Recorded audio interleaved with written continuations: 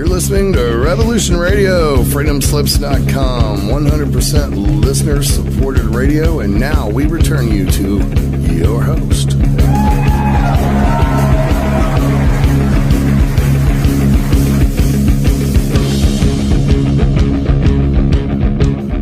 Well, hello and welcome to Whistleblower Nation here on Revolution Radio. I'm your host, Ella. What is a whistleblower? A whistleblower is a person who makes public disclosures of wrongdoing, corruption, and crime. These courageous people often suffer retaliatory actions because of their disclosures. I'm here to celebrate these people and give them a platform because shining a light on wrongdoing wherever it occurs plays an important role in keeping the society peaceful, free, and just. So today I have a special guest. His name is Bobby Chacon. He is not a whistleblower per se, but I thought I'd bring him on and bring in a different perspective today. In his words, he does correct perception, however. I'm also fascinated by the prospect of hearing about the inner workings of the agency. So Bobby was an agent at the Los Angeles facility, the Federal Bureau of Investigation in Los Angeles, and he was a special agent for 27 years. He's a retired FBI agent and an attorney who currently advises television shows and movies on FBI-related issues, as well as provides commentary in national news outlets regarding law enforcement, counterterrorism, and other matters, mainly involving the FBI. Bobby Chacon also appears as an on-camera expert on several true crime television series, such as It Takes a Killer, Deep Undercover, and Murderous Affairs, I Married a Murderer, and others. Special Agent Robert Bobby Chacon entered on duty with the FBI in September 1987 after graduating from Hofstra University Law School. Bobby was initially assigned to an FBI organized crime task force with the NYPD aimed at the Lucchese. I don't know if I'm saying that name correctly. Lucchese. What is it? Lucchese. Lucchese. I was trying to figure that out. Organized crime family.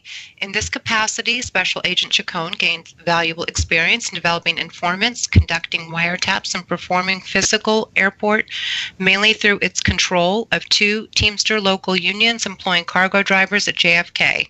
Bobby, again, is now often called upon to provide expert commentary to national and international news programs on a wide variety of topics, including crime and investigations, terrorism, security, political issues, and all things FBI related. So it's kind of a bit of a repetition there. So thank you, Bobby. I really appreciate you coming on. Thanks for having me. And so it sounds like you've had a pretty exciting life. It's been interesting so far. It's not something that I had ever planned out, but it seemed to have worked out really well. And how did that happen? How did you end up becoming an agent? I come from a law enforcement family. My brother and father were both NYPD, as was numerous uncles and other family relatives. And we're a civil service family, firemen, cops, nurses, and school teachers, and things like that. And so I did well in high school, and I did well in college, and I decided to go to law school. My grades were good enough, and about the first year of law school, they had one of these career days, and the FBI was one of the many things that were recruiting. I was actually planning on going to the NYPD with my law degree. And, after consulting with my dad at the time, he encouraged me probably to go with the feds. It would probably be a better, more exciting career for me, give me more opportunity to travel, which I wanted to do, and be involved in higher level investigations and things like that. So I applied to the FBI in my first year of law school, and by the time I was done with law school, the FBI had processed my application and offered me a slot in new agents training down in Quantico, Virginia. And so I accepted that, and I went down and I successfully completed new agents training. This was 1987, and was assigned back up to the New York City field office. Back then, that was the only field office in the FBI you could go back to if you came from there. The FBI had a policy of never sending you back to the geographic area where you processed in from or where you grew up in, because in the FBI, sometimes you're either asked to go undercover or asked to investigate in areas where you might know someone, and that might impact your ability to objectively carry out an investigation. Yeah, that makes sense. And then, so you were there for a while, and you were working with for exposing a crime family, the mob. So how did that go? And were you able to indict people? I'm very curious about the mob. I mean, it's kind of a fascination, and I'm very intrigued with it because it seems, they have their hands in everything. So what did you find out about the mob while doing the work you did?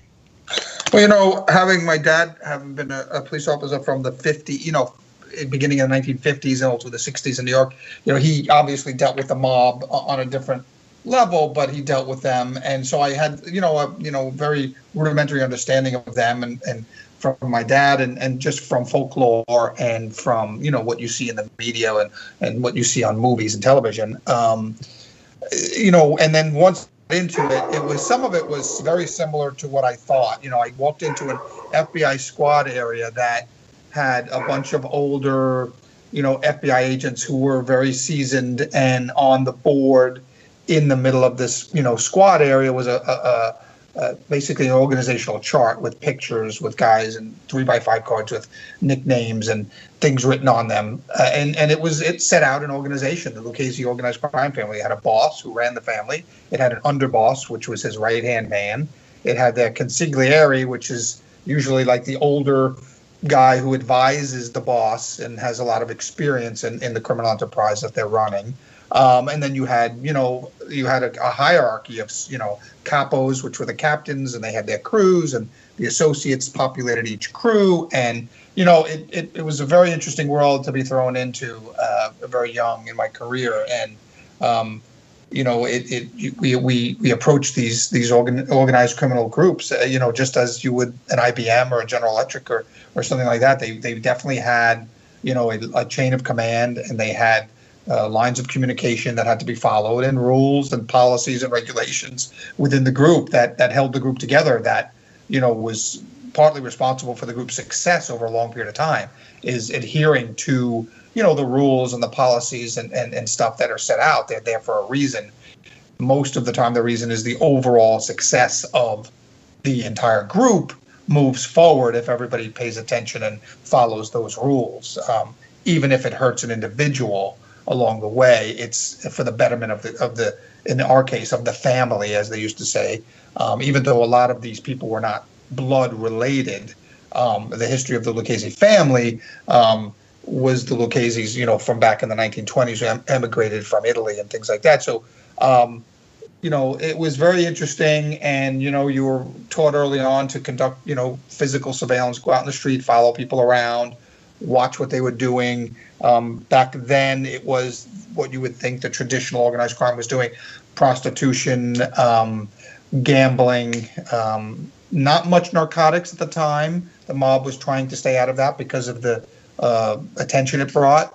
So they were doing a lot of loan sharking, a lot of extortion, and the traditional, what we call the traditional mafia crimes. Later on, to their detriment, they did get involved in narcotics trafficking, mainly because the allure of the big sums of money that were involved in those transactions. But like I said, it also brought to them the attention and, more importantly, the sentencing of guys who were going to be going to jail for life on some of these heavier narcotics sentencing guidelines that were in place at the time. And the reason that the mob definitely doesn't have the influence it had back then is because guys started to break omerta. And what omerta was the code of silence in the mafia that said you will never ever rat out on your family members and your brothers in arms in this endeavor. And omerta, it was this code of silence that said I'd rather die than rat out my friends. And that was okay as long as you were doing 5 or 10 years in jail, coming out and reaping more benefits when you got out because you kept your mouth shut.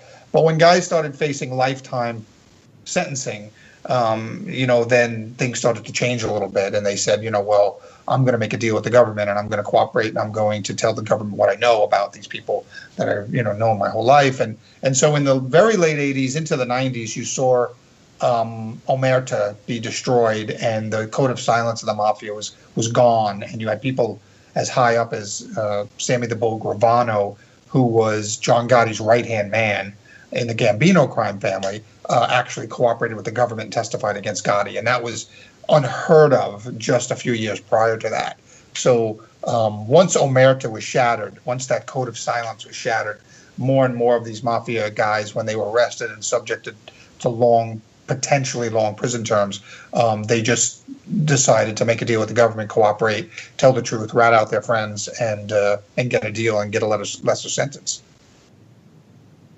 I see. So it's kind of like what you see in the movies, that basically what they're doing. Do you think they have their tentacles in other businesses, and do you think they've grown since that time frame when you were working to expose them or trying to indict some of the players? They changed, and they were changing around the time that I was there from, for example, like I said earlier, you had prostitution, loan sharking, gambling, extortion. And one of the cases that I worked on was they were taking over the Teamster locals, the trucking locals at the Kennedy Airport, which was responsible for all the cargo moving in and out of Kennedy Airport. And they also had their tentacles into the window industry. So in New York, every housing project that went under renovation, there were thousands and tens of thousands of windows, and the families would get together and they controlled the window manufacturer's distribution.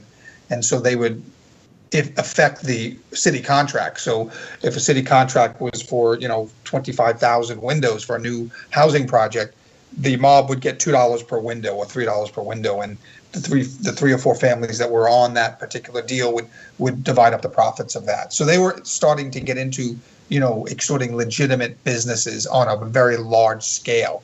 Both cargo companies like Burlington Northern and big cargo companies were being extorted by them, because if you didn't deal with the mob, your cargo wouldn't move through Kennedy Airport.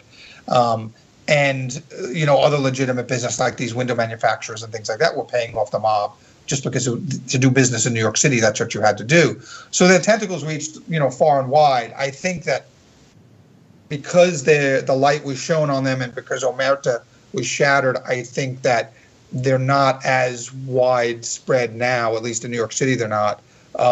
I think they actually retracted and went back to more of the traditional loan sharking and gambling. But also since that time, we've had an explosion of legal casinos in this country. And for example, the lottery came along. Even the lottery has impacted them, because they used to have what was called the number in New York City, which was basically a lottery that the mob ran. This was prior to any legal lottery that was in place. They made a lot of money on that kind of thing. Many people played the number. And so there are things that kind of have lessened their ability to earn income. And you have the spotlight that was shown on them so brightly in the 90s. And so I think that and now there's a lot more regulatory agencies that cover things like the window industry or whatever. So I think that the government has learned from some of the infiltration that was there. We certainly have a lot more government regulations now and things like that. So I think that kind of helped keep the mafia's hand out of that. I don't think they're as powerful as they were, say, in the 70s and 80s and into the early 90s. I don't think they're as entrenched. They're still around, make no mistake. They're still around. They still do the traditional stuff, and they still have some influence with the unions and with the with some and they use that influence with the unions to influence traditional businesses and legitimate businesses. But I don't think the impact is what it was 20, 25 years ago. Okay. And then and so you were in New York. How long were you in New York before you decided to make the move to Los Angeles, or how did that come about? I worked basically organized crime for a couple of years, and I transitioned over to narcotics, and I was working Jamaican posses, the Jamaican organized crime groups, for almost a decade for them. And I got burned out on the so-called war on drugs, and that was in the mid to late 90s. And I transitioned into forensics, and I started working with the FBI lab. I became a forensically trained agent, and I developed the FBI's underwater forensic program. And I'm sorry to interrupt you, but I do want to interrupt and ask you about working in narcotics. What was that like, and what was your day like, and what burned you out about it?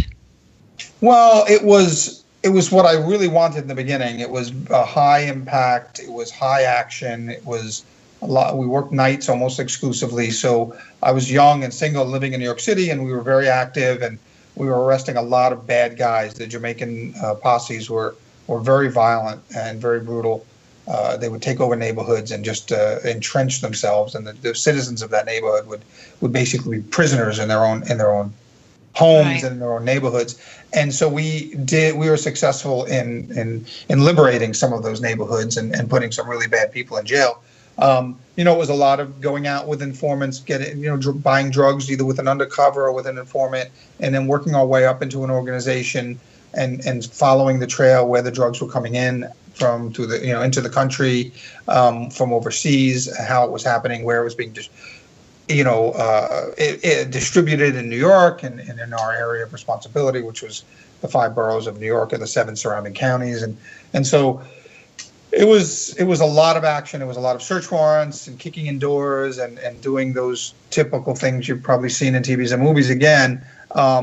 That was, just high action for somebody that's young and single and wanting to put bad people in jail. And so, murderers, they were thieves, they were just very violent people. And so throughout the 90s, I was doing that. And, but, you get a little old and you get older and you want to slow down. And some of the laws changed that made it more difficult for us to do our job, I think, and stuff. And so, what do you mean by that? What do you mean by that? Well, the sentencing, number one was the sentencing guidelines. There was a sentencing guidelines passed in the mid 80s that basically took a lot of discretion away from judges. And so what the sentencing guidelines did was say, okay, if you're so you were categorized as an offender based on your previous criminal history.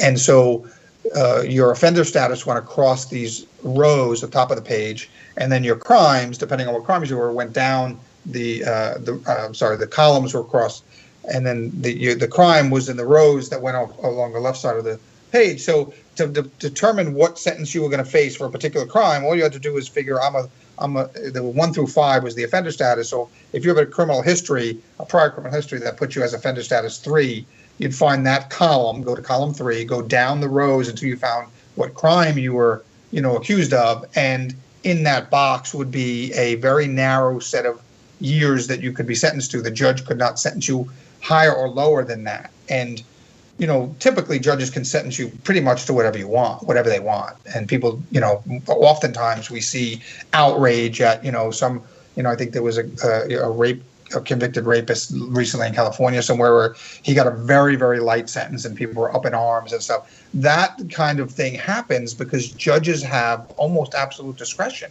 over, what they can sentence you to. And so, when you get, that kid was a white, preppy, upper middle class or upper class white kid convicted of rape and got a much, much lighter sentence than, say, a kid of color in inner city might have gotten. That's because the judges mainly have discretion. The sentencing guidelines that were passed in the mid 80s to address the drug trade, recognized that there needed to be some more uniformity to these sentences. They helped me because I was able to, and I think they helped the defendants personally, because the defendants could come in and they would always have counsel appointed for them, and I would sit across the table from them and say, this is what you're facing. Talk to your attorney when we leave the room, and they'll tell you that this is the range you're facing. 10 years to 14 years. The judge is not if you're convicted, the judge is not going to be able to sentence you. He's not going to feel, even if he feels bad for you, feels sorry for you, whatever, he's not going to be able to deviate from these guidelines. And in that respect, when that defendant is then contemplating whether they want to cooperate with the government, because the way you can get out from under the guidelines is to cooperate with the government. And you would get what we call a 5K letter, which would require you to substantially cooperate with the government. If you did that, we could hand the judge a letter. The judge would have to get a letter from the prosecution. And if he got that letter, then the judge then gets his discretion back and can ignore the guidelines and sentence the defendant to whatever he wanted. And he could take into consideration the cooperation that the defendant then gave to the government. We got more bad guys arrested or whatever. And the judge could then, give credit for that and what we call downwardly depart. So if without cooperation he was facing a minimum mandatory 10 years, and by the way, there's no more early release in the federal system. There's no parole, there's no probation, there's no early release. So you do every day of 10 years.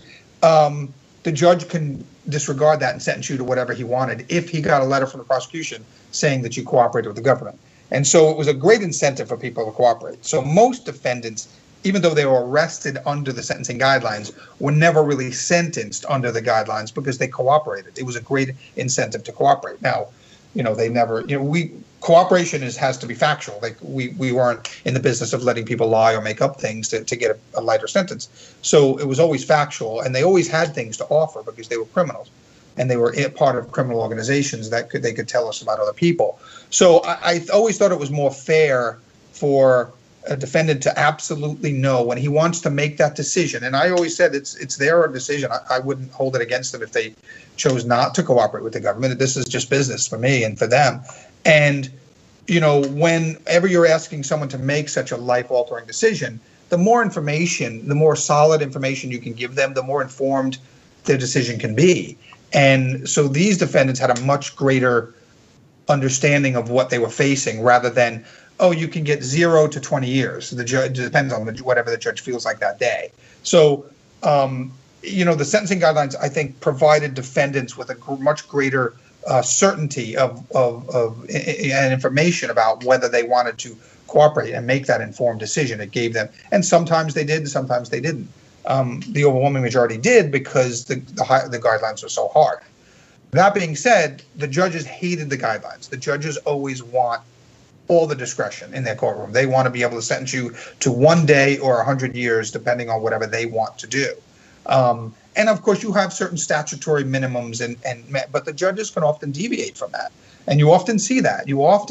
And when you normally see it is when someone is sentenced to a much lighter sentence than thought should be appropriate, and then it makes the news, and it's like, oh my God, why did this person get such a light sentence? What was the judge thinking? Well, the judges don't have to provide their thinking, and they actually don't when they write their opinion. So the guidelines have now since been done away with, or they've actually been watered down so much that they're not what they used to be. And so because the judges fought them, and the judges are very powerful, and the judges fought to get all that discretion back, and now my understanding is that they have most of that discretion back, so they can again go back to sentencing a defendant whatever they want. And if I was sitting in there, I would have to shrug my shoulders and say, your lawyer will give you an idea of what the judge might sentence you to, but always remember the judge can sentence you to whatever he wants. And so I think back during my time when the guidelines were in place, both myself and the defendants always had much better information to make the decisions on, much more reliable information on which to make the decision, whether or not they wanted to cooperate with the government or not. And so, the sentencing guidelines were a huge help in my work, at that time in the mid-late 80s and early 90s. I see. And also because of some of your investigative work, some of it appeared in some magazine articles and books and documentary on this Jamaican posse. Is that correct? Yes. An anthropologist wrote a book on kind of the origins of Jamaican posses in the 50s and 60s, and then how it was exported to the United States in the 70s, and how they basically morphed from basically political organizations in Jamaica, mainly in the ghettos of Kingston, and how they became or criminal organizations on the streets of Brooklyn and the Bronx and other places in New York. And so she wrote a book, and then, because I was basically at that point the FBI's leading expert in Jamaican organized crime, she kind of was given the approval to follow me and my partners around for a while, and she wrote a book about some of the work we were doing against the posses and stuff. And that didn't make a lot of people happy. It kind of it put us in a little bit of danger. I mean, we were in danger anyway, but it put us in a little. I couldn't, or certainly then travel to Jamaica. That leads me up to one. Oh, sorry. No, go ahead. So it leads me up to a question that was kind of been waiting to ask at some point. Did you have any life-threatening experiences, and what happened if you did? There was one thing that comes to mind. Well, I mean, just kicking in a door when you know that there's a bunch of guys behind there packaging crack cocaine and they have guns in there and stuff. That was routine for us. I mean, we routinely did that, and we did that 2, 3, 4 times a week, some weeks. And these guys, the guns are nearby and they can grab them and shoot at you and stuff. So that was ever present. But one one particular instance where I found out that I was given a lead from some of my counterparts in Miami. They were looking for a Jamaican hitman that had done a few murders in Miami, because the posses were based in Miami and New York predominantly.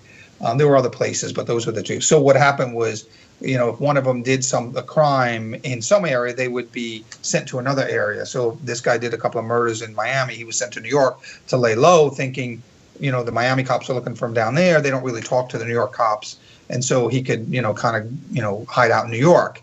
I was given a lead by my FBI counterparts in Miami to look for this guy, because they knew I had a lot of contacts in the Jamaican community in New York, and they felt that they heard rumors that he had come up to New York to hide. So me and my partner went out, and we wanted to arrest him on that Miami warrant, and he was a pretty famous guy, and so we went out and we did kind of an in-your-face kind of approach to it, and we went into some of their smoke shops and some of their restaurants, and we kind of made a nuisance of ourselves and saying, look, if he's hiding out, somebody better give him up, because we're going to keep coming back here every day. We're going to disrupt your business. We're going to stop you from selling your weed and things like that. We're going to stand out front of your shop, and none of your customers are going to be comfortable coming in here buying their weed, because some of the weed at that point was pretty much, it was illegal. It was much more illegal than it is now, but it was still, kind of we looked the other way on the small street sales of recreational use back then, even back then. But, we didn't have to, because it was technically illegal. So, we kind of put pressure on them to give this guy up. And it was a kind of an aggressive move to make, but we did it. We ultimately did not find him. I mean, he was arrested somewhere else, after that. But it was about 2 years later, I got a call from one of my counterparts, one of my agents that I was friendly with and knew, we worked a lot of joint cases together. He was in the Miami field office, and he laughed and he said, "Hey, look, I just needed to tell you this because it was a funny story. I just came out of jail, interviewing a guy in jail, and he was a former New York guy, and he said that remember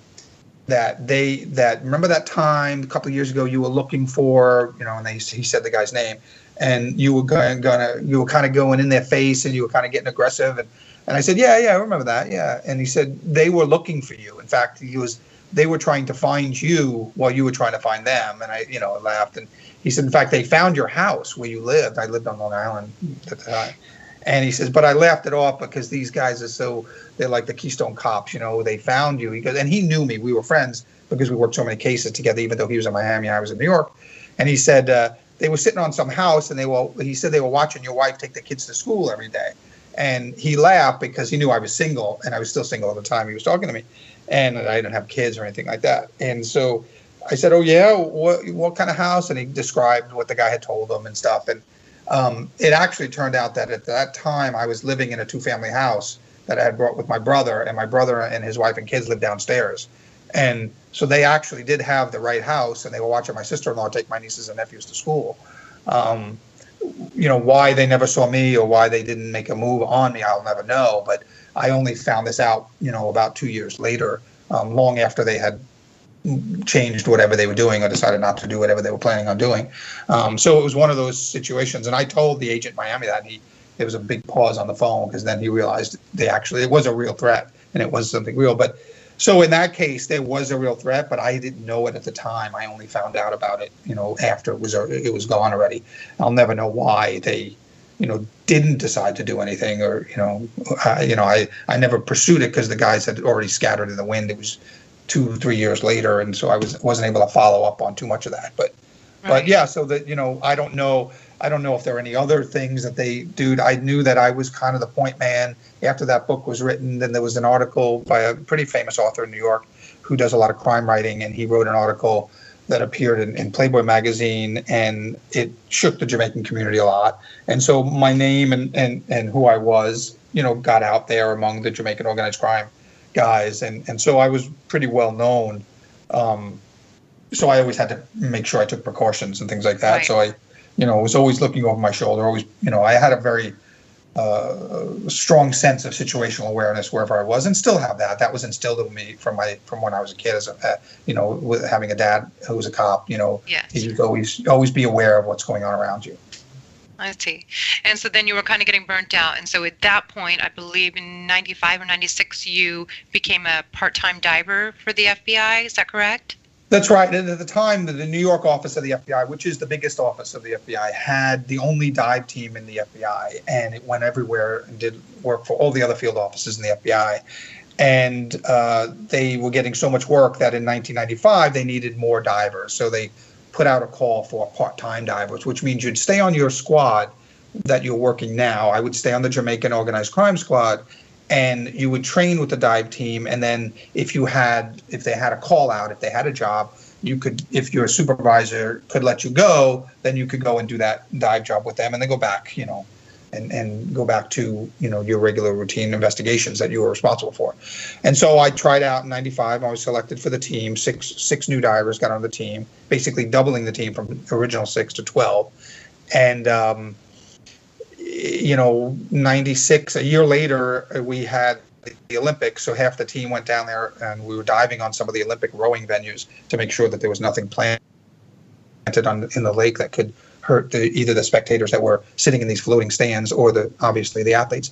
And I was scheduled to go down there, and then 2 days before the opening ceremonies of the 96 Atlanta Olympics, TWA Flight 800 explodes off of Long Island.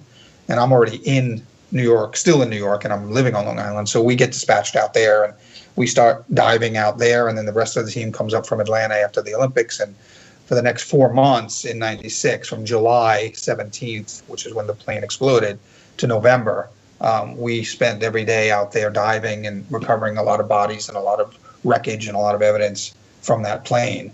That plane can now be seen at the FAA Museum in Virginia. We got 90-something% of that plane back off the ocean bottom, and it's been reconstructed and reassembled in a big warehouse hangar that's now a museum by the FAA and the NTSB. Wow. That's pretty extraordinary. Mm. Okay. And then you also had some other, did you discover anything else? Was there any other interesting points you want to make during that time? I slowly transitioned out of drugs. I did more and more diving, less and less investigations. And then by 2000, I had transitioned completely, and they were actually looking for somebody to take over the team full time, because everybody on the team was part time at the time. And so I was in a perfect position, and the FBI laboratory at that time also said, look, you guys are all in New York now, and we understand that, but we want to take over this program, and we want it to be a legitimate underwater forensic program. We want to have you build three more teams for the FBI. And I was tasked with doing that. So I was made the first full-time diver in the FBI history. And then I spent the next 2 years building 3 new dive teams, one in Los Angeles, one in Washington, D.C., and one in Miami. And so we had now help, and that's what exists today, the 4 FBI forensic dive teams. And then I noticed something, I remember reading something about the anthrax investigation. Yeah, so that was one of the first big terrorism cases that we were put on. So I was called down to Virginia, and we knew that from the investigators that were doing the Amerithrax case, which was the code name for the anthrax investigation, Amerithrax. We knew that, or they knew that, they felt that there might be evidence in these frozen lakes in Frederick, Maryland, which is just outside where Fort Detrick is located. And Fort Detrick is an Army installation where they do research on weaponization of anthrax. And so the feeling was that possibly one of the scientists that worked for the Army in that facility, who, and they all lived in the surrounding communities, may have taken some of the anthrax out of that lab, because the anthrax that was showing up in the attacks was military-grade weaponized anthrax. Interesting. Yes, and so it could literally be tracked to, and the science of it escapes me, but the strain of anthrax could literally be tracked back to that lab. And so we were called upon to cut into the ice and get into because we couldn't. Sometimes when you're looking under ice, you can say, well, can wait for spring. What are we looking for? And can the case?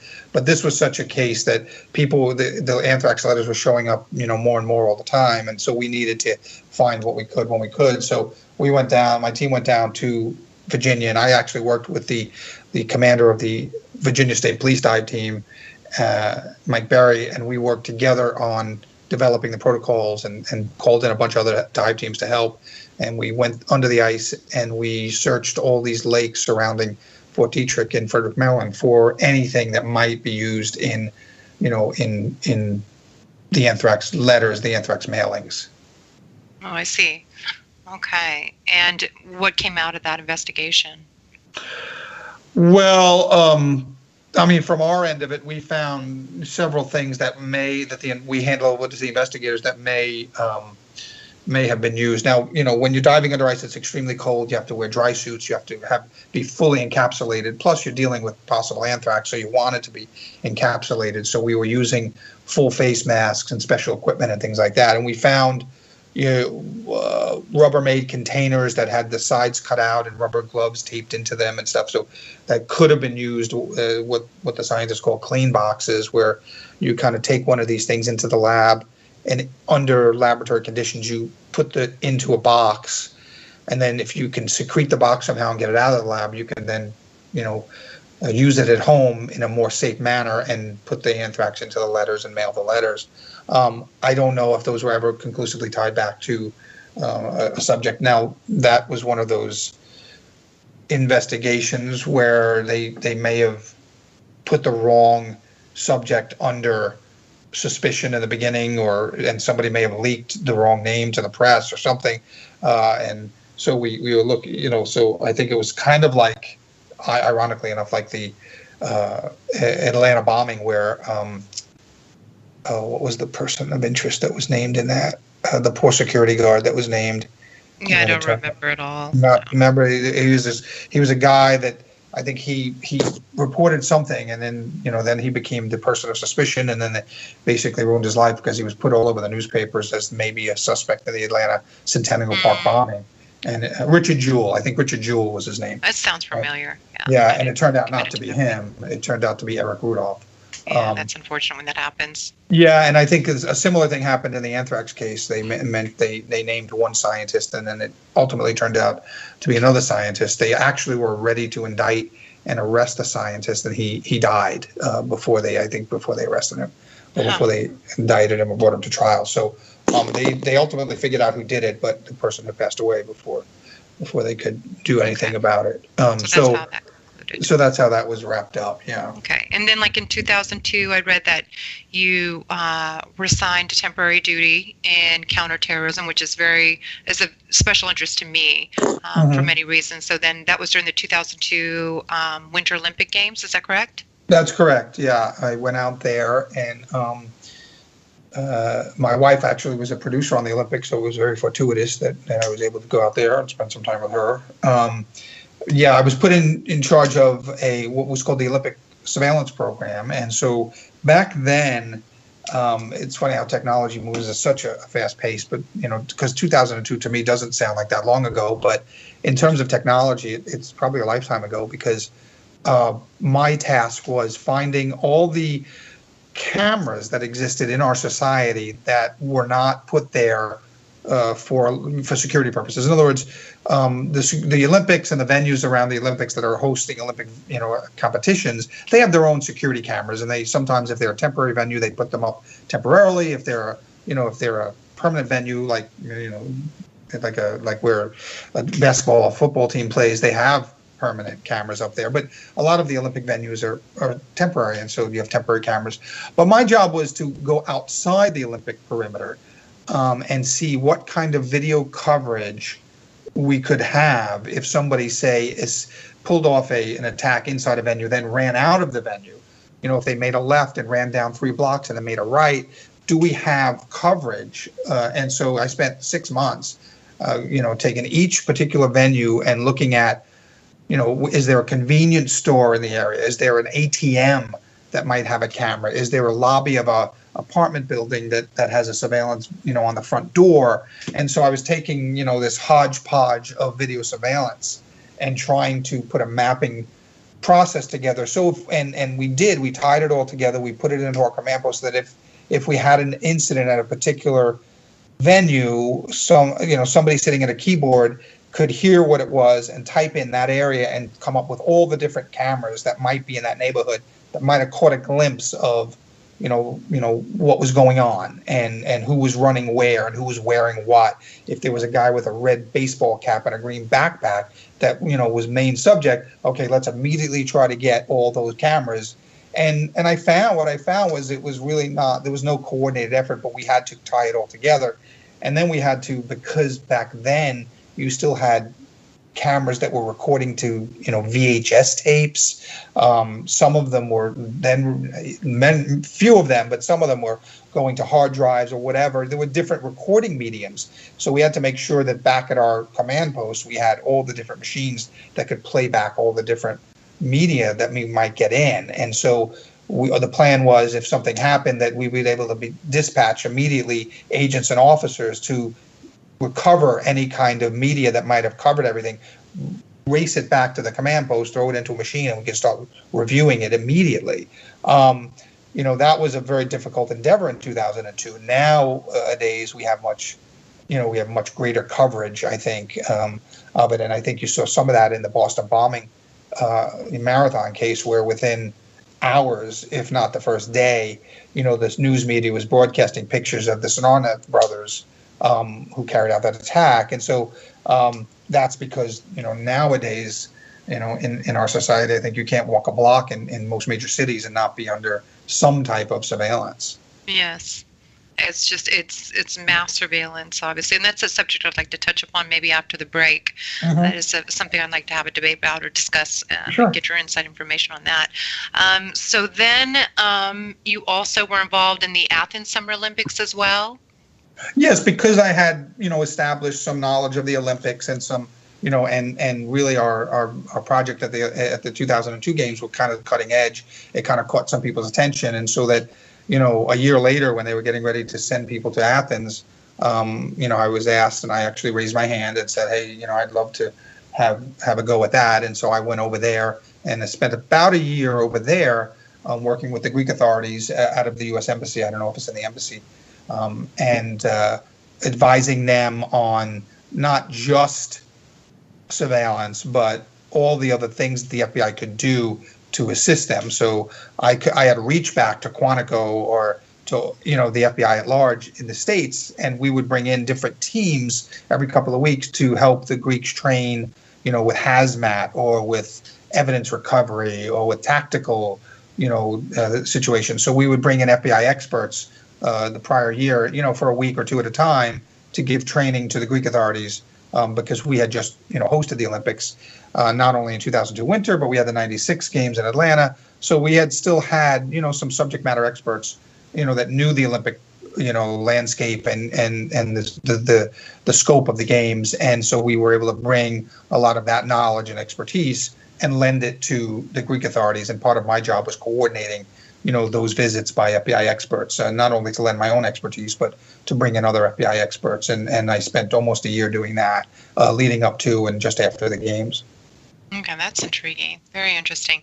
And then in 2005, you were selected by the FBI Training Division to be a training team leader to deploy to Baghdad, Iraq, to conduct a 4-month counterterrorism course. Is that what it is? Yeah. I mean, that's what they called it. It was really, quite frankly, it was an investigation course. It was a basic police, police work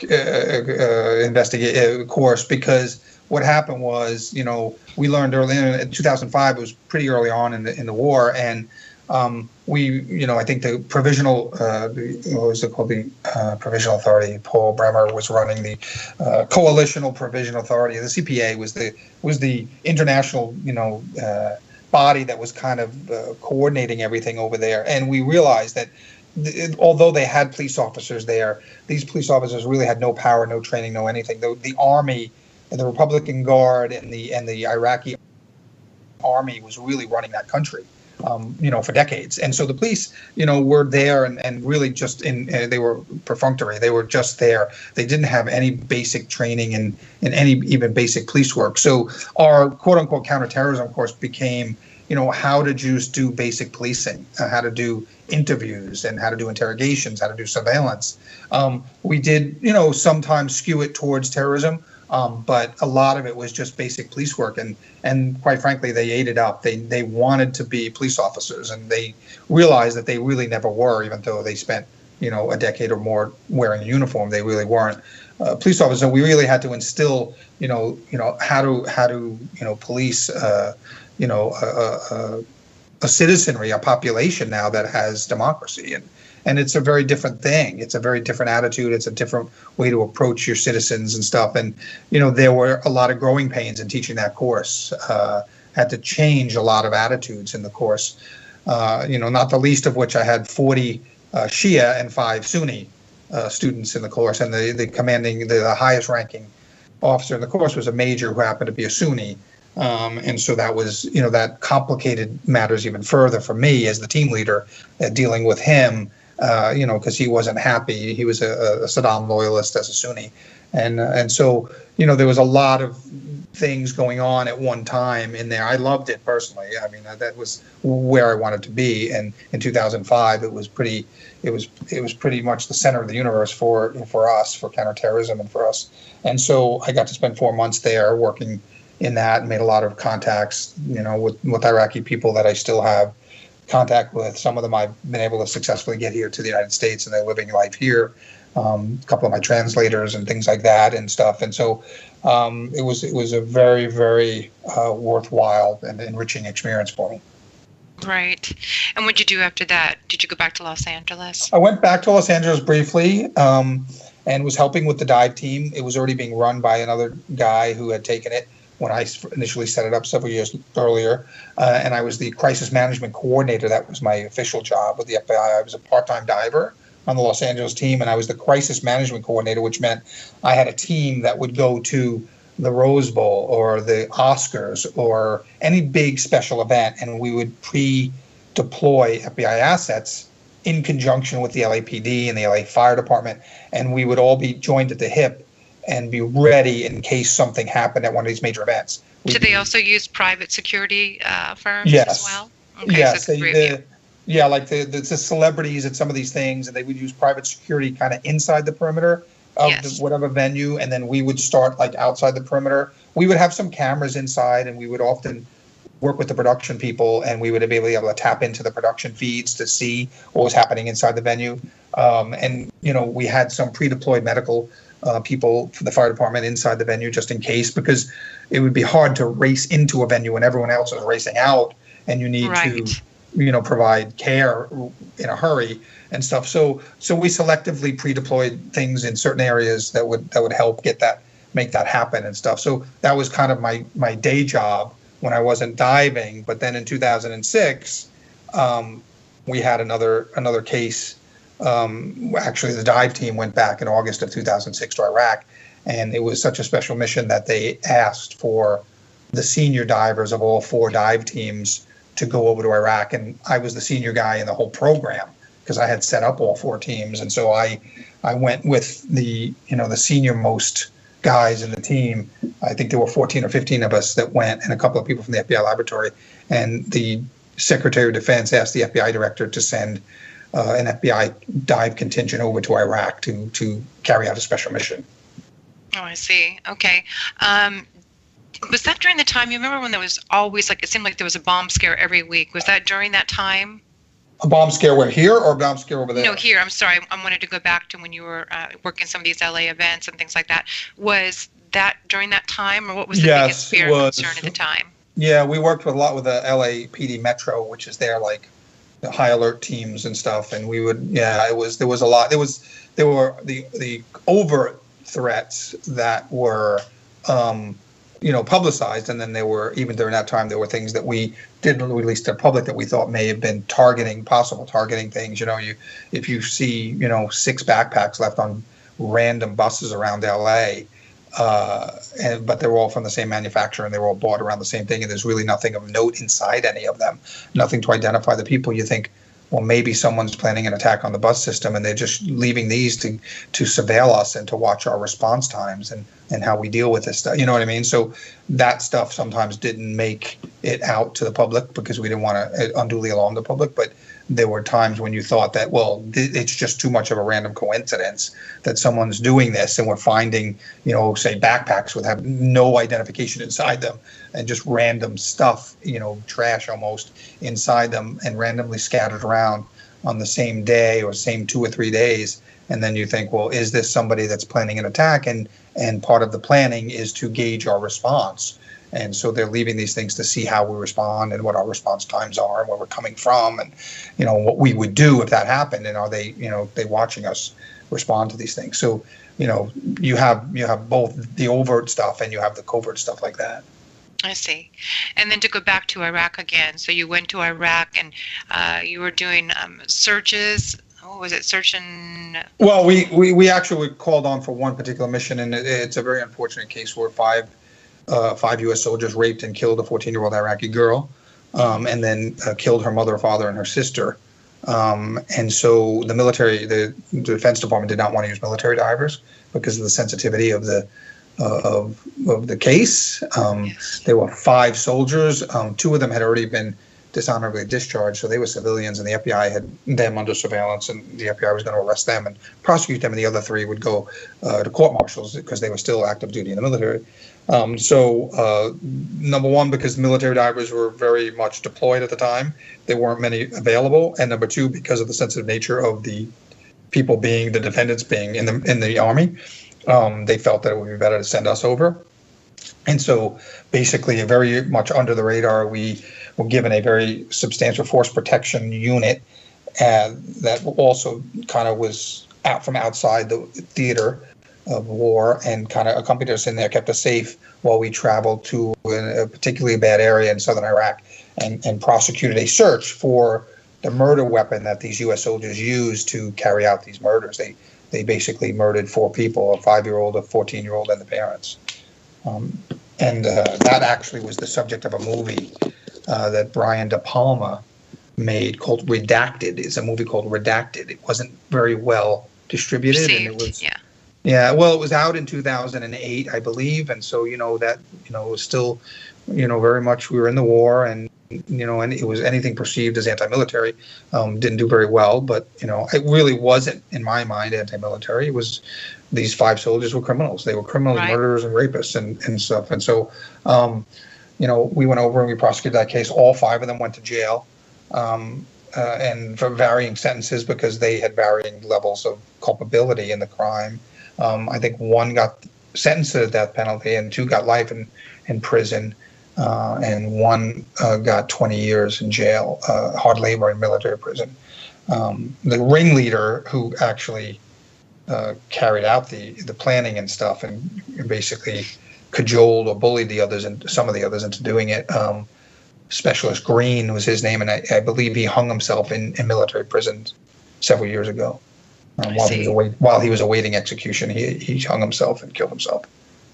It's so unfortunate. It's very sad that people representing our country would do something so heinous. Mm-hmm. So it's unfortunate. And so then you came back. Came back at the end of 2006, and at the end of 2006, the dive team leader from Los Angeles was taking a transfer to be closer to his family in Florida. So he was transferring, I believe, to Pensacola or Mobile, Alabama. And so the dive team leader spot for the Los Angeles dive team came open, and I was selected to do that. And so I was the dive team leader in Los Angeles from 2007 until I retired in 2014. So I went back to being a full-time diver. After being away from it for a couple of years, I was the full-time team leader in New York City. And then when I transferred to LA, I had this crisis management program. And then after I came back from Iraq the second time, the position was open. And so I took the position of dive team leader in Los Angeles and did that for the last 7 years of my career. Was there anything interesting that came out of those 7 years? Any interesting cases or developments? Well, I mean, in 2003, when I was still in New York and transitioning to Los Angeles, we did the Space Shuttle searches, the Space Shuttle that crashed. Yes. Columbia crashed over Texas, and we did that. We did the Lacey Peterson case in California. We did the searches on the Lacey Peterson case. There were just a lot of child abductions that ended with the predator murdering the child and depositing them in the water. We did a lot of recoveries like that, child recoveries.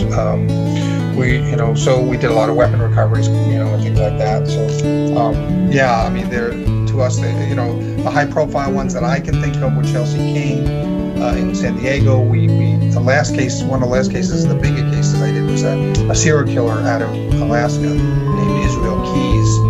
And we flew up to Anchorage, and we went up 40 miles north Anchorage, and we found his last victim. She had been dismembered and deposited under a frozen lake. So I think it was in March. You're listening to Revolution Radio at freedomslips.com. We'll be right back. We'll be back with more FBI Special Agent after these messages. You're listening to Revolution Radio, freedomslips.com, 100% listener-supported radio, and now we return you to your host.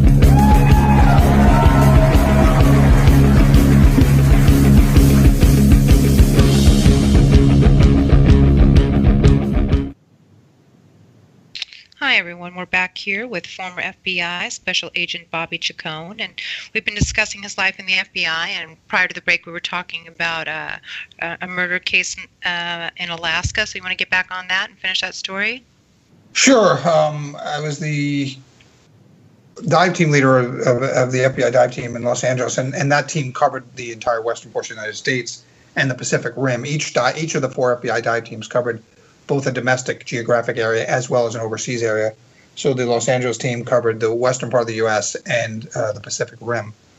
We got a call that a serial killer had been caught in Alaska. He was actually caught in Texas, but he was wanted in Alaska for an abduction he had done 3 or 4 weeks earlier.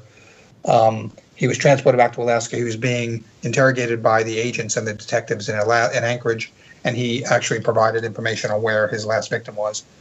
And so we were called up there on a moment's notice. We got on a plane right away, flew up there, went north of Anchorage about 40 miles to a lake that he had said he put his last victim. He had dismembered the victim and deposited 5 pieces under the water, weighted them down in a special way. We deployed some technology, first a sonar that sits on the bottom and scans for us, and the second we put a robot down to look at what the sonar was showing us, and then finally we put the divers in the water, and we recovered the victim, and that was the last case, the last big case that the team worked. That when I was in charge of the team, we did some smaller cases after that, but that was a big case because it was a serial killer. It was very high profile. There was a lot of press around it. I believe he ultimately gave up 11 of his victims, 11 homicides that he had committed. I went out on 3 other searches in upstate New York and in Vermont. I was sent on those as the senior leader in the FBI dive program. I would often get put on with other teams to help them. So I was flown to New York to help the New York team do some of those searches. And so I think he had given up 11 homicides. The investigators felt he was probably responsible for many more, but he those also were the 11 he was willing to share. Yeah, and then he hung himself in jail before he could give any more of those, and so he ended his own life before we could get closure to more of the victims. So that was one of the last cases that I worked before I retired. And so then when you retired, what did you do at that point? I moved to Rio de Janeiro, Brazil, where my wife was the executive producer of the Summer Olympics in 2016. So her job is so big that she needs to be on the ground usually 2 years in advance. And so I retired in summer of 2014, and we immediately moved with our 2 rescue dogs down to Rio de Janeiro. And I basically was retired full time. I'd walk my dogs along the beach, drive my wife to work, cook her dinner so when she got home. And then about a year into that retirement, I got an email from a colleague back in Los Angeles wanting to know if I was interested in becoming a technical advisor on a new television series. It was a spin-off of the popular Criminal Minds series, and this was called Criminal Minds Beyond Borders, which was a show that was taking the Criminal Minds concept that had been on the air for 12 years now, and the new team was going to be headed by Gary Sinise, the actor. And the difference with that show was the team would go overseas every week. So every episode was a different overseas environment. And so based on my experience in the FBI and my overseas work, I got the call on that, and I started traveling between Brazil because we still had one more year to go in Brazil. So I started traveling between Brazil and Hollywood doing that show. That show ultimately went 2 seasons, and it wasn't renewed after the second season, unfortunately. But from that experience, I got other jobs, and I'm working in Hollywood on other productions now. I'm writing my own television series, hopefully, based on some of my experiences in the FBI. I'm writing a feature film based on the case we talked about earlier of the 5 U.S. soldiers that committed that horrific crime in Iraq. I'm writing a feature film on that. Even to Brian might do better. Yeah, you might be able to get it distributed. I mean, at this point, the mindset of America is a little disappointed, anyways, and anything's going on. So I'm not focusing on the crime itself as I am on the dedicated group of divers who kind of dropped everything they were doing to go into the middle of a war zone to pursue justice for this little girl and her family. Because it doesn't matter whether she's American or Iraqi or whatever else. This crime was committed by U.S. people, U.S. citizens, and the FBI was going to pursue justice no matter where it led us. And so we had 15 people drop what they were doing, leave their families, and go into a war zone that a lot of us weren't necessarily trained. We weren't trained soldiers, but we were trained to pursue justice. And that pursuit just happened to take us into the middle of a pretty hot war zone. So the story is going to focus on that with the obvious backdrop of bringing justice, to this girl and her family. Okay. And then, so you're doing that. You were doing that for a while, and then of course, I watched some of your YouTubes where you're being interviewed by CNN and some of these major outlets. How did that come about, being a commentator? Well, the guys that got me the job on Criminal Minds, one is named Jim Clemente, and Jim is a former FBI agent and profiler, victim rights advocate, and has been a writer and a producer on Criminal Minds, the original Criminal Minds series, since its inception. In fact, one of the initial characters on the show is based on Jim. And so Jim has a company here in LA called XG Productions, kind of like XG Man. And it's a bunch of retired people from all different government agencies who want to lend realism to productions. Jim is a prolific writer and, like I said, a huge victims' rights person, and is very well known in the industry. And, I think it was one night, I think the San Bernardino attacks had happened, and Jim was called, and too many people were calling him. He couldn't do them all at once. So he said, hey, would you want to do this? Run over to CNN and speak on camera. I said, well, I've never really done that, but I had been interviewed a couple of times on the news by, when we were running the dive team, but those are much more controlled because when you're working inside the government and you're speaking to the media, it's much more controlled by rules and regulations and media contact liaisons and stuff, and they're standing right next to you. And this was kind of the first time I'd just be able to walk into a studio and say what I thought.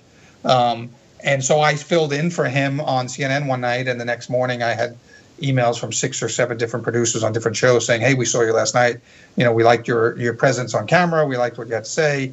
You articulate, and would you be on our show today? And so it just kind of blossomed from there. And, the more you do that kind of stuff, the more people see you, then the more people, if they like you and they think, you can articulate a certain perspective and point of view to their audience, then, you get the calls. And that's, for some reason, continues. And I've done probably 3 or 4 more appearances this week. So. Oh, what did you do this week? Yesterday, I was on a show called The Michaela Show on HLN, which is CNN's sister station. And I did a presentation on security at the Olympics. So, not the Olympics, I'm sorry, the security at the New Year's Eve celebrations. So this week, the city of Las Vegas came out with a statement saying, all the different preparations they're making in Las Vegas because of the recent shooting they had there, and how they were going to safeguard all the people that were going there for New Year's Eve. And so in 1999, I was an FBI agent in New York, and I was assigned to Times Square to help with the security there. So I know a little bit about security at large events, particularly my Olympic experience.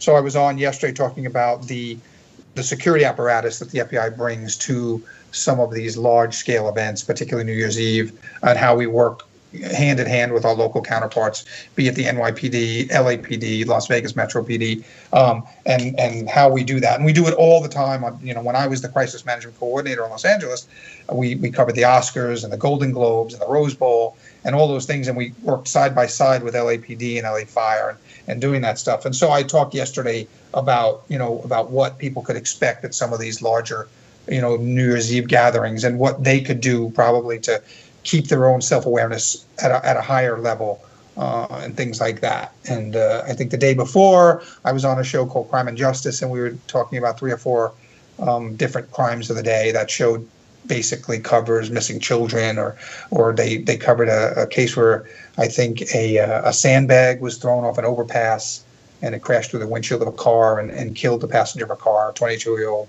father of a 1-year-old was killed by these four teenagers who were, they call it a prank, and they threw a sandbag off an overpass and it crashed through the windshield and killed this guy. So the discussion is whether they should be treated as children, perpetrating a prank, or whether they should be, charged with murder, or things like that. So right, yeah, that's so sad. I get called. Teenagers should be locked up. I have a couple of them that should be locked up.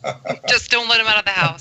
Right. That's my opinion. Yeah. And that's so sad. That's really horrible news to hear. Yeah. So you continue though. You cover these. What do you think went wrong in Vegas? Is there something they could have done better? Well, I think it's hard to say right now, because for some reason both the FBI and the local PD, they're being very closed mouth with the investigation. We rarely see an investigation that is so quiet. I think that it's hard to say. It's hard to say without knowing really what happened and how he was able to get all those things. Vegas is one of those towns where what happens in Vegas stays in Vegas. People, value their privacy. They go into hotels, in certain situations because of the privacy that affords them.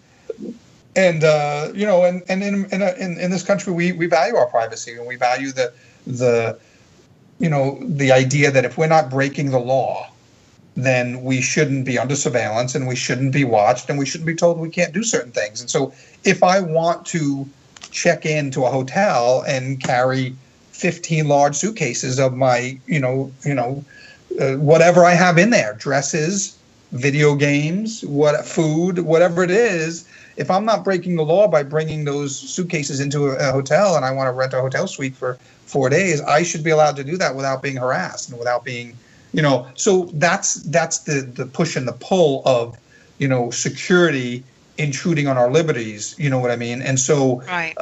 Do we want to subject everyone to a bag search? Open your suitcase and show us what's inside before you check into a hotel. Well, I sure remember what it was like when I was a kid going to the airport. It was easy.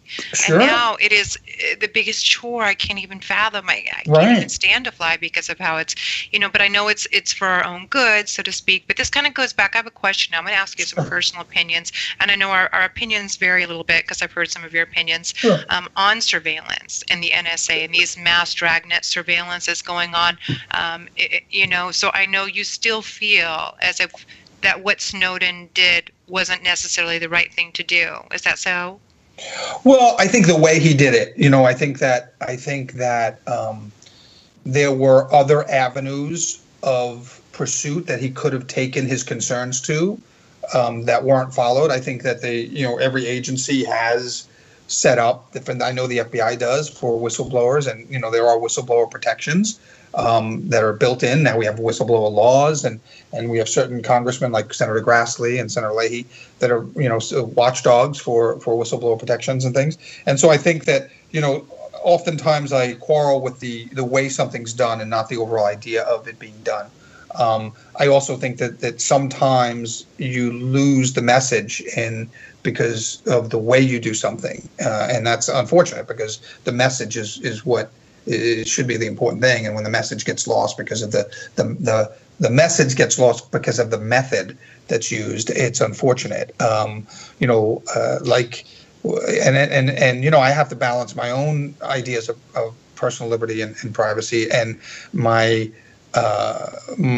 experience as an investigator. I knew that the NSA was not surveilling individual people; they were keeping metadata, these reams of computer data that meant nothing to anyone unless you went back and looked.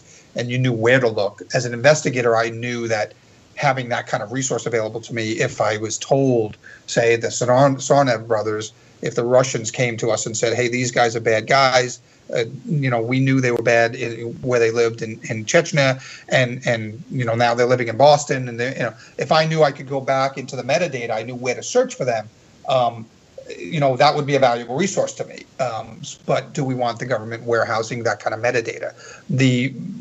That's the actual thing that happened.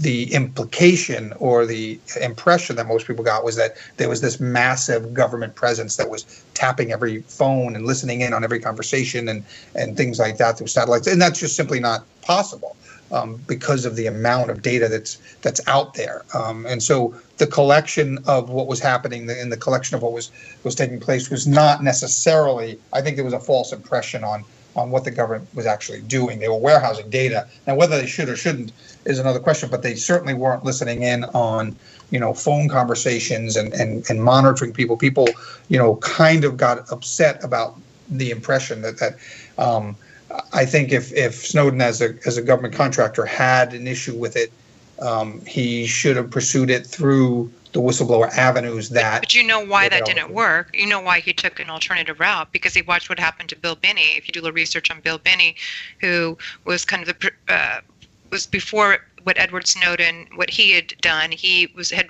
watched Bill Binney, his hero, and that he did take the proper channels, and it didn't work out. He was taken into custody. He was held up. There was a raid in his house. His house to this day is still, the government still has possession of it, and they're in court and trying to resolve it all. So I think that's why he took that route, because he saw his hero, what happened to him, that it didn't work out very well for him. Although he... Well, yeah, and I know Bill, and actually I side with Bill on his idea of the hacking of the DNC and how that happened. And in fact, it wasn't a hack at all. It was an insider leak of information. And Bill, I see. Bill walks you through the fact that it actually couldn't have been a hack by the Russians of the DNC, because the data transfer rates that Bill has forensically examined couldn't possibly be done over the internet. That had to be done by a hardwired hard drive attached directly to the DNC server. So very much likely, in Bill's opinion, the so-called hack of the DNC database was actually an insider in the DNC who attached a hard drive to that server and downloaded the information and then passed it off to somebody. Correct. Be it WikiLeaks or whatever. And I've read Bill's reports and the letter that him and his organization have issued regarding that. Now, that's a very controversial stand to take. The Democrats do not want to accept that. They want to say that they were hacked by the Russians. And they have reasons why they want to say that and why they want to put forth that. But Bill and his group are pretty convinced that. And I think they've got some, I'm not a computer forensic expert, but I think they've got some, reading his works and reading some of his things. And then I understand that doesn't always work. And look, whistleblower protection, while it's on the books in this country, has a woefully bad track record of being enforced. Yes, they do. I talk to whistleblowers just about every day, and it's kind of scary. Some of them have, and the courts have a woefully inadequate record of siding with whistleblowers. If you look at the numbers that have come out in whistleblower cases, and the cases that have gone to district courts and courts of appeals, federal courts of appeals, there is not an area of cases that has been decided that the statistics show so one-sided.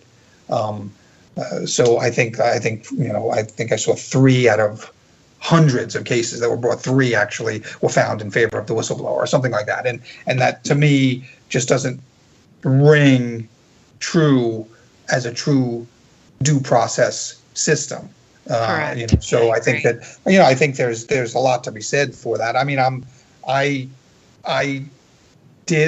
would say I did blow the whistle twice. When I was in the FBI, but I did it through the FBI channels. Through the proper channels, you told me. Through the proper channels, and it was a slow, frustrating process. One where I thought the right thing happened, and one where it didn't. Now these were much less dire situations. One was more of a funding issue, where I think money was not a whole lot of money either, but in the overall sense of things, but a substantial amount in my opinion, but not like in the overall federal budget. But, I just thought that it shouldn't happen. And, and I, and then there was one right after I retired, I contacted Senator Grassley's office and wrote to Senator Grassley and had a conversation with somebody on his staff about it, because Senator Grassley, I think, is one of the people that actually has some kind of sense of justice with some of these things. So it's not like I don't understand the thing, and I don't acknowledge that the system that we have doesn't work very well right now. But there is a system in place I always favor bettering the system and improving the system where it needs improvement, rather than taking matters into your own hands, because information can be weaponized, and we're in such a divisive time right now politically that it's going to come to the point, and there's a fine line between whistleblowing and honestly, trying to bring light to something that's a bad situation, and weaponizing that information and just using it for your own political purposes. Yes. Because sometimes, a whistleblower has an agenda, and oftentimes we only know the information that a whistleblower gives us because they want to give us that information. And so a whistleblower has their own motivations. And so sometimes they, how do we know we're getting all the information? We're getting the information that whistleblower wants us to know because they have a particular point that they want to make. So, that's always a possibility, So you always have to look beyond the situation. You have to investigate on what is this person's motivations? What information have they given us? What information may also be out there that they haven't given us, that they've either withheld or don't have access to? So there's a lot more to some of the situations, I think, than an overall general paranoia of the government doing bad things. I've worked in the government 30 years. The government does do bad things, but the government does a lot of good things too. And what's the most concerning to you that the government does that you don't approve of? Well, right now I have some colleagues at the FBI that I have some concern with whether or not they're maintaining an objectivity in approaching their investigations. I see. So I think right now my biggest concern is I've never seen the FBI so politicized, so attacked, and so politicized. I mean, last 18 months ago, we were being attacked for investigating Hillary Clinton, and then we were attacked for, coming to the conclusion that she shouldn't be prosecuted, and then we were attacked for investigating Donald Trump, and then, we're constantly being attacked for, and by both sides, and, I make the observation recently that, after Trump said the FBI's reputation was in tatters, which obviously I take issue with, I disagree with, on air, I said to the anchor, I said, look, in my 30 years, no one I ever investigated liked me very much. So the fact that Donald Trump doesn't like the FBI now is not surprising to me. No one I ever investigated liked me very much. People just don't like being investigated. It's just not a comfortable position to be in. So, and you have to take their opinions from that perspective. They're being investigated. So they're going to have a certain view or opinion of the FBI that may not be accurate because they're looking at it through the lens of someone who's under the microscope. And if they've done something wrong, they're going to be very nervous about that, and they're going to lash back out at us. And so, that's my biggest concern inside the government, is the weaponization of government agencies. I didn't like when I started hearing in 2011 that the IRS might be auditing groups that they thought were conservatives, or denying tax-exempt status to certain groups because of their possible political leanings. I don't like to hear that that's a possible thing that the government could do.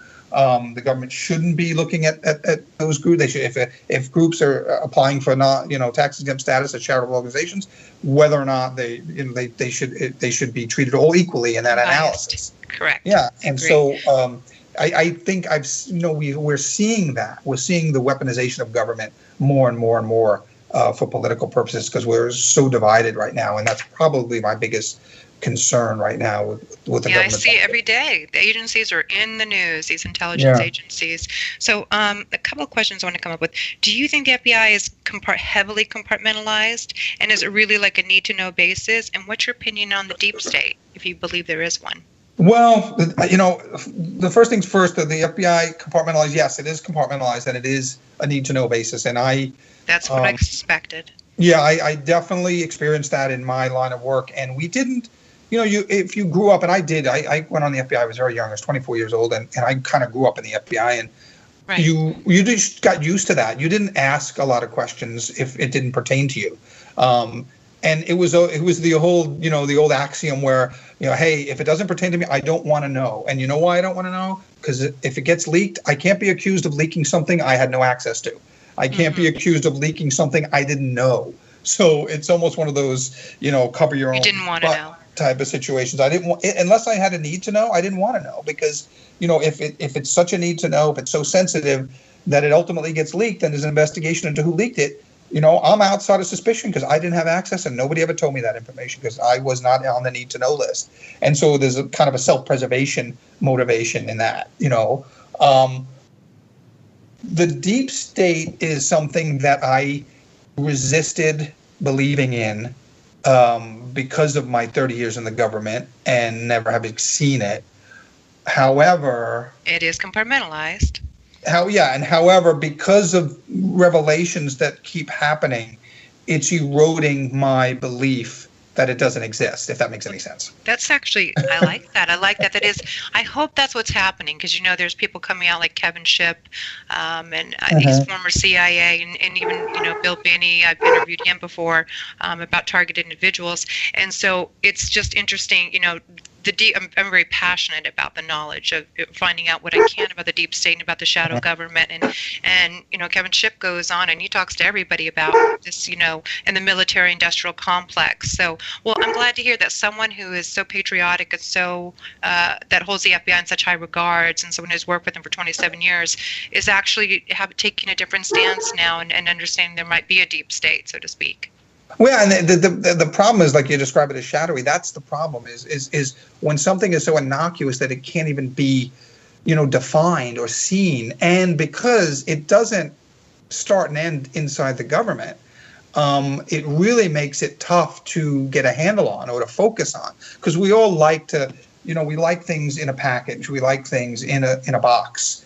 And it's really hard when you start seeing some of these relationships that are in government and in business and in banking and not only do they cross, from government to private sector, they cross from one country to another.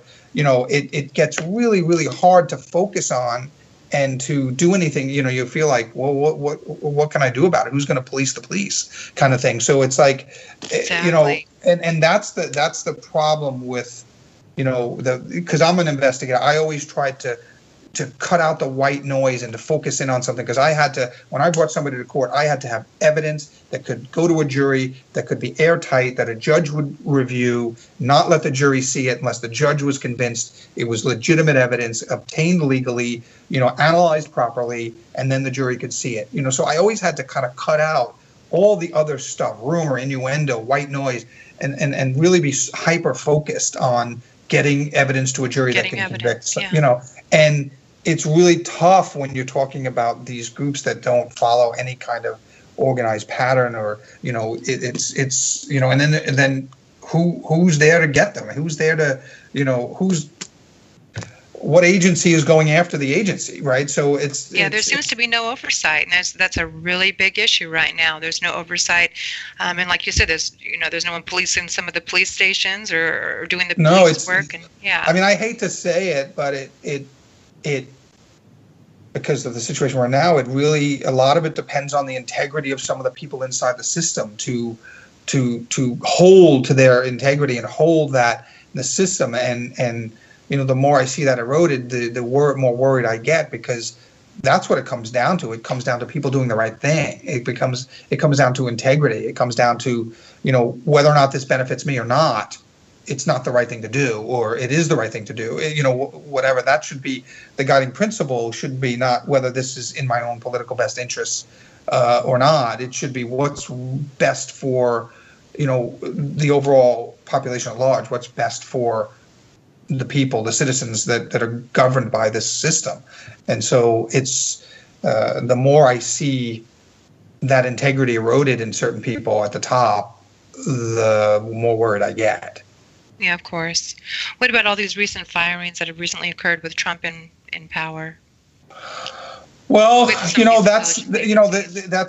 again one of those other balances. It's like, the president runs the executive branch of government. Everybody under the executive branch works for him. I worked during my time in government. I worked for 5 administrations, 3 Republican administrations and 2 Democratic administrations. I was in the executive branch, where the Justice Department and the FBI are. I worked for, I believe, in my 27 years, I think it was 14 years under Democratic presidents and 13 years under Republican presidents. And, the president has to have certain discretions to run the executive branch, which means he has to have the right to put his own people, in charge of, his agenda inside the executive branch. That being said, the FBI, as the law enforcement arm of the government, has to maintain a separate, independence. And we always have. And that's why the FBI director is appointed to a 10-year term, because 10 years is not a coincidence. 10 years, being more than 8 years, it will always be beyond one president. A FBI director who serves for 10 years, will always be beyond one 2-term president. And that's important. And it was put in place for that reason. It was put in place because, you didn't want every president bringing their own FBI director in. I mean, right. Louis Freeh was the director under Bill Clinton, and they didn't have a very good relationship at all. Because of the Whitewater investigation that Kenneth Starr was doing and certain other FBI investigations that were looking into the Clintons. And yet Bill Clinton knew that it was not the right thing to fire the FBI director. And Bill Clinton, stood up there and took his lumps and, well deserved, but took his lumps without interfering with the system, which I think is important. Now with these firings and stuff, you're interfering with the system. And, I don't think there's a bigger threat than that, regardless of the underlying crimes that may or may not have taken place. Manipulating the system and damaging the system will last beyond this particular case or these particular issues. And that's the real damage that will last. And so, I hope that if we move past this particular president, we get people back in there that have more respect for the system, because the integrity of the system is all that you have, that separates you from chaos, the respect for the system. And you can't have respect for the system if you don't think the system has much integrity. What about some of these investigations going on within the FBI right now? Well, I mean, it's troubling to me that the stuff that's come out on some of these agents that have kind of engaged in, look, political discourse is what it is. Everybody's entitled to talk, but you shouldn't be using, the government email systems to espouse certain political philosophies, particularly when you're one of the people that are higher in the chain of command that's in charge of some of these investigations, regardless of whether or not you're actually doing anything improper. It's the appearance of impropriety that can erode people's confidence in the investigation. It also allows people that are on one side or the other of this very divisive situation the ammunition to attack you, even if you aren't acting improperly. Your words give them the ammunition to accuse you of acting improperly. And so I wish they hadn't done that. I wish they hadn't, espoused certain political philosophies via the email. If you want to talk over a couple of beers in the back of a crowded bar, it's one thing, but to be communicating this way over government channels and to espouse a certain political philosophy when you're in charge of an investigation that's looking at political people, I think that erodes people's confidence in your ability to carry out that investigation in much of an objective manner. It makes you look like a subjective partisan, and that erodes the confidence in the investigation. So I wish they didn't do it. I personally believe that these investigations haven't been politically motivated and haven't been impacted, but the actions of some of these individuals can lead you to believe that, or can lead you to kind of lose your confidence in the independence of the FBI or the objectivity of the investigations. And that's all we really have. Once you lose that, you got to remember we in our republic, we have you're tried by a jury of your peers, and you're assumed innocent until proven guilty. And as an FBI agent, whenever I testified on the stand, the one thing that carried the day for me was my integrity, and people looked at an FBI agent as if they were telling the truth. We did I will admit that we got the benefit of the doubt because you're an FBI agent, and we were at one point beyond reproach, and that helped. You're not going to have that if you're on a stand as an FBI agent, in a political investigation, and you're cross-examined by being shown emails that you wrote that are derogatory of the subject of the investigation, indicating that you may have prejudged the case before you gathered all the evidence. And that could be damaging. A jury could look at that and say you were less than objective. And our objectivity, is tied at the hip to our integrity and stuff. So we can't enter into investigations thinking someone's guilty. We have to go where the evidence leads us. Evidence that has to be properly obtained, that has to withstand scrutiny, legal scrutiny, and be presented to a jury. And every U.S. citizen is guaranteed, their liberty can't be taken away from them until such time as properly obtained evidence is legally scrutinized and presented to a properly seated jury, and that jury then convicts the person of the crime, and then the government can take away your liberty. But that's a high burden, and it should be a high burden. And anything that interferes with that process is problematic to finding justice and the truth. Well, I want to go back to a couple things. I was trying to work this into the conversation, and there was one little opening, but we kind of went over so I do want to go back to it. The terrorist watch list. Do you know much about those and how that works? And who's a little bit. I mean, I did have some. In some respects, I stayed out of Washington, D.C. my whole career. I wanted to stay outside the Beltway. I never really wanted to get caught up into that right. mix. It's kind of like a black hole in some respects. And I actually did have occasion to call into the terrorist screening center, because we would get in L.A., you'd have to take a turn sitting the duty desk, what we call it. So every couple of months, agents are tasked with sitting, 8 hours answering the phones, because that's how you do it. Nobody wants to do that, for their job or their career. So we took turns, and the 850 agents in LA would take turns. And so, every couple of months your turn would come up, and you'd get a call from someone at the airport saying, hey, we have this name, we got a hit, and then I would have to, from the office in LA, call into the 800 number and talk to the terrorist watch list people and stuff. And I never really understood the process. I thought there were too many lists. There were this list and that list, and I never knew quite how somebody got on the list. Or do you remember what the lists were titled? Or I'm interested. It was, for me, it was the no-fly list.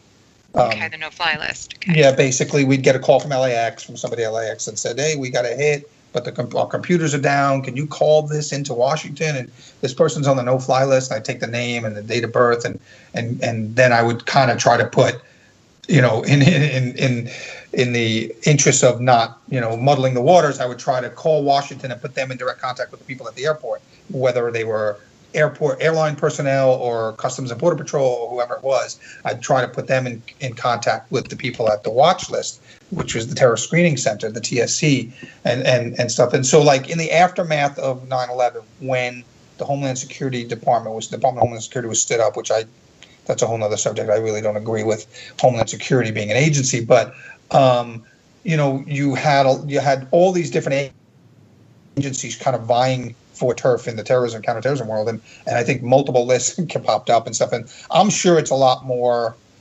clear than my knowledge of it is, but it seemed to me a little bit dizzying throughout the 2008, 2009, 2010, as these lists were established and refined, and how people got on them and how people got off them, right. And stuff. And so I often get called on, for example, after the Boston Marathon bombing or after something like that. Like, oftentimes these reporters always hammer us and try to say, well, how did he slip through the FBI's fingers? He was on the FBI radar. And I'm like, wait, time out. First of all, what does it mean to be on the FBI's radar? It doesn't mean that simply because we have somebody on a list that we can go out and round them up and arrest them before they've committed an act. Now, unfortunately, the world of terrorism, there's not a lot of career criminals in terrorism. Usually the first crime you commit is the terrorist act that you blow yourself up with. And so it's not like you arrest these people on other charges because they're career criminals. Oftentimes they're young men that have no criminal history and stuff. And so, I try to tell them, look, you can't just label somebody being on a radar, quote unquote, a radar, the FBI's radar. I said, what does that mean? That didn't mean that meant the FBI may have had an idea that this person was being radicalized or whatever, but that doesn't mean the FBI could go in and kick down their door and haul him off to prison because we thought he was going to do something bad. There is a process in this country. We do an investigation. You have to have evidence. You have to have, you have to go to court and things. And so, these reporters are very popular on the first thing they do in the analysis is, did the FBI miss anything? Were they on the FBI's radar? Which, again, is a term I absolutely detest, because what does that mean, being on a radar? I didn't have a radar in the FBI. These watch lists, they're not lists that allow, Gestapo tactics, so they don't allow us to just go round up a bunch of people because their names are on a list.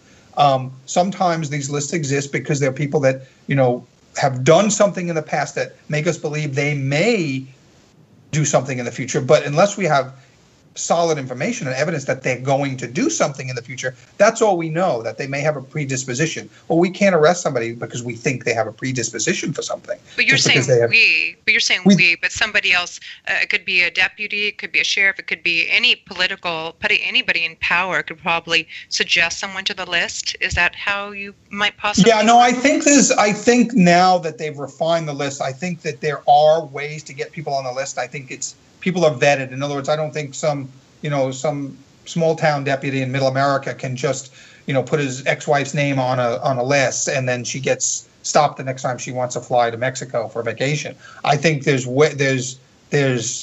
been substantial upgrades to how people are vetted and how they get on these lists. Right. Again, I'm somewhat unclear, other than the no-fly list, which is, kind of self-explanatory. If they're on this list, they shouldn't be getting on a plane. Again, how they get on the list or why they get on the list. And I don't understand, from a legal perspective, because I'm a lawyer first, I don't understand the propriety in saying, okay, you can't get on this plane. I guess it means that if you can't get on the plane, you're going to be taken into custody. But because it's hard for me to believe that if you haven't committed a crime that allows us to deprive you of your liberty, exactly, that you can then be denied air travel. I mean, I don't understand how those two go together. We don't have, a lot of us feel that way. Yeah, we have some smart citizens. Go ahead. Yeah, well, we don't have conditional liberties. So in other words, you're either convicted, or you're found guilty of a crime and you pay a punishment, which is sometimes incarceration, and sometimes other conditions. There are parole conditions and probation conditions, yes. But unless and until you're convicted of that and you're serving under that system, we don't have conditional liberties in other respects. In other words, well, we're not going to arrest you for terrorism, but you're not allowed to fly on an airplane. We just don't have that. You either have committed a crime for which then you're convicted, and you're either, like a sex offender is put on a sex offender registry and you can't live within a certain amount of a school, things like that. I understand. That's clear. Yes. That's more clear to me. But this ability of restricting your travel movements. Now, again, coming into the country from a foreign country, there are certain rules. I understand those as well. But like a no-fly list, I don't understand the, number one, how you get on it, or I would understand it if it says anybody on this no-fly list, if they appear at an airport, they're subject to arrest because we have other evidence against them that they're committing other crimes or have committed a crime related to terrorism or whatever. But to simply say you're not allowed to fly on an airplane, well, then charge me with a crime and take me to court, and I have to have my day in court. And, if a jury convicts me, fine, I can be put under certain conditions. But until that day, I don't understand the ability of the government to condition your liberty And also when they're on some of these lists, because I wish I talked to people who've been put on lists, they've done nothing wrong. I would bet you my child on they hadn't done anything wrong, and they're on some lists and they're being harassed or surveilled. That's my question to you. Do you guys ever have people that are on one of these several lists here that you're supposed to be watching them? And is that something the FBI does? Watch citizens, or is that a different department or a different agency? No, the FBI would do that if there's an indication that the person may be involved in terrorist activities, and be it on their online activity or whatever. Sure, there's ways to do that, but physical surveillance, even electronic surveillance, but certainly physical surveillance, is a very labor-intensive endeavor.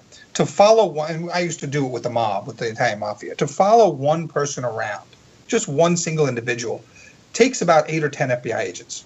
And so when we wanted to put out one of our guys, like if we thought an Italian hitman was going to kill somebody and we wanted to put him under surveillance, 24/7 surveillance, you're talking about upwards of 20 or 24 agents, manpower intensive, just for one individual, because you have to cover them 8-hour shifts, three per day, and you have to usually have minimum 6 or 8 agents per shift, because to follow them so they won't be seen, you have to have enough people following them, and our surveillance teams are very, very good.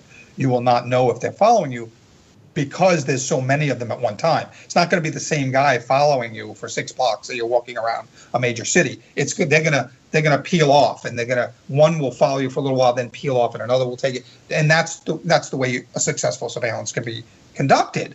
But given that, it's a very, very manpower-intensive endeavor to physically surveil someone. Now, electronically, it's a little easier. You can do that.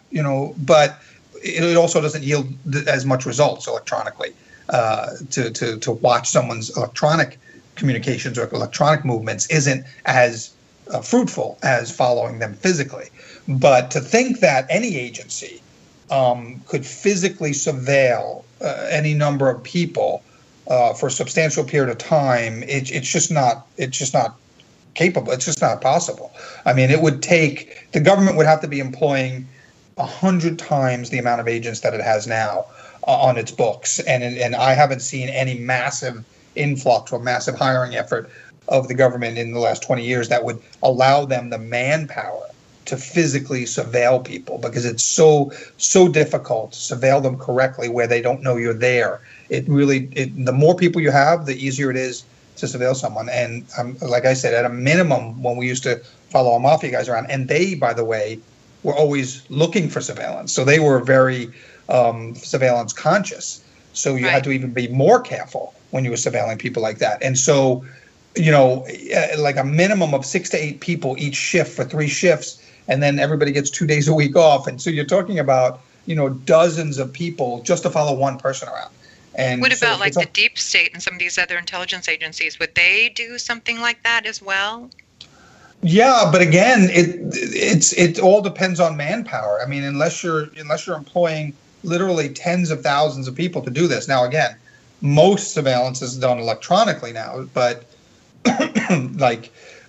but again, electronic surveillance is a lot less fruitful. You can follow money transactions, you can follow emails, you can follow, but it's much less fruitful than following feet to the ground. Physical surveillance is just a very manpower intensive effort, and it'd be surprising to me if you can employ that many people to put that many subjects under true successful physical surveillance. Right, but the military-industrial complex has trillions, so Yeah, I mean, I just don't know, what do these people do? Like, who are these people? What are they doing? Like, what job do they profess to have during the day when they're out there following Americans around? I understand.